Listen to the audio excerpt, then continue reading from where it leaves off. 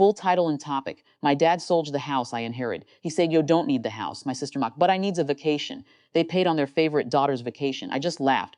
2 weeks later, my lawyer sent one letter for them. 24 hours, or court. I didn't find out from them. It came through a message that wasn't meant to carry weight. Just a casual check-in from someone who assumed I already knew. "Hey, saw the house sold. You moving?" Or, I read it twice. Then I opened the listing. Photos I recognized instantly. The front gate, the narrow hallway with the uneven light, the back window that never fully closed. But it wasn't mine in those pictures. It was staged, cleaned, neutral. Like the years attached to it had been quietly erased before anyone thought to ask me. I didn't call right away. I went through the details first. Sale date, agency.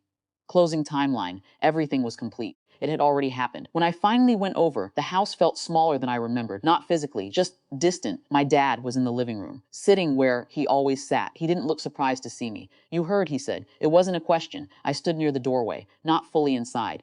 "You sold it."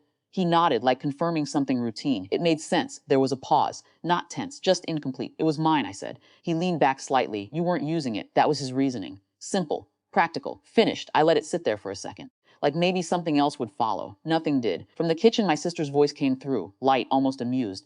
"I mean, what would you even do with it?" She stepped into the room, phone still in her hand. "We actually needed the money," she added, then smiled a little. "Well, I did." I didn't respond. She glanced at my dad, then back at me. "I've been wanting to take a proper break for once. You know, travel, reset." There was no hesitation in her tone, no sense that anything about this required permission, just assumption. I looked at both of them, not searching for guilt, just observing. "You used it already?" I asked. My dad answered. "Part of it." My sister didn't wait. "Flights are booked," she said. "Next month."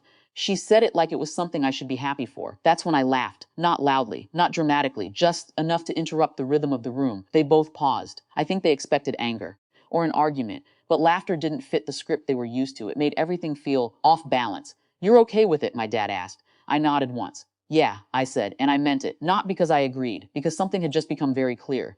On the drive back, I didn't replay the conversation. I didn't need to. It was already settled in a way that didn't require interpretation. This wasn't a misunderstanding. It was a decision made without me, based on the assumption that I wouldn't challenge it. That had been true before. Not this time.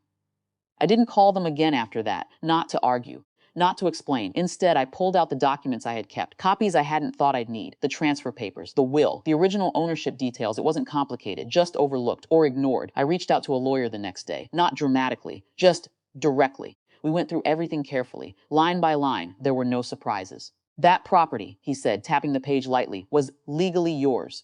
I nodded. I thought so. He looked at me for a moment. "You want to pursue this?" There was a version of me that would have hesitated, thought about how it would look, how it would feel, what it would break, but that version had already been accounted for in their decision. "Yeah," I said, "I do." The letter was simple, no emotion, no accusation, just facts, ownership, unauthorized sale, required response, 24 hours, or court. I didn't send it myself. I didn't need to see their reaction in real time, but I heard about it. First from my sister. Her message came in fragments. "What is this? Are you serious?"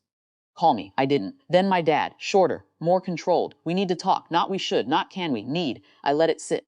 When they came to see me, it wasn't at the house. It was outside my apartment building. They stood a little apart from each other, not coordinated like before. My sister spoke first. "You went legal?" There was something new in her voice, not anger exactly, uncertainty. I nodded. It was my property. She exhaled sharply. "It's just a house." I looked at her. "No," I said, "it wasn't." My dad stepped in then. "We didn't think you—" He stopped, didn't finish the sentence, didn't need to. "Challenge it." That's what he meant. I waited. "You could have talked to us," he said instead. I considered that. Then shook my head slightly. "You already acted." There wasn't much he could say to that. The silence stretched a little, uncomfortable, not explosive, just real. "What do you want?" he asked finally. It was different from before, not assuming, asking. I answered the same way I had decided days ago. "I want it corrected." My sister frowned. "That's not simple." I know. Another pause. This one heavier, because now it wasn't about opinions anymore. It was about consequences. They left without resolution that day. But things moved quickly after. Lawyers tend to do that. Adjustments were made. Not easily. Not cleanly. But formally. We don't talk the same way now. There's no easy assumption anymore. No casual decisions made on my behalf. When they reach out, it's measured, careful. Like they're aware there's a line now. And it won't move just because they're used to stepping over it. I didn't celebrate any of it. There was nothing to celebrate. The house didn't feel like a victory, just restored. What changed wasn't the outcome. It was the understanding. They stopped seeing me as someone who would absorb decisions, and I stopped being someone who did. That's all. But it was enough.